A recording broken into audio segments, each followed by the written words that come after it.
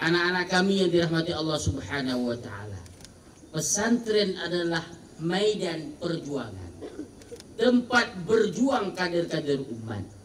Di sini dididik, ditempa, anak digembleng, dibina. Hasil binaan itu nanti kita akan memetiknya.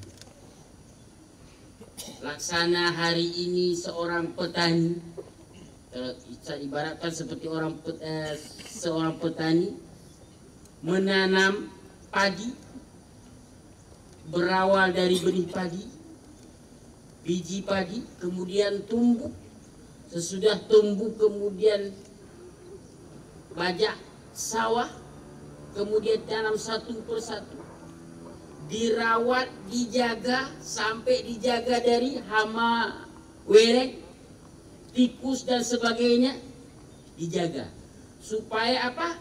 Padi ini tumbuh beranjak kemudian hasil yang bagus. Begitu juga pesantren.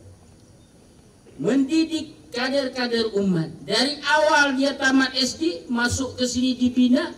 Dari haza kitabun, hazihi kurrasatun, satu persatu.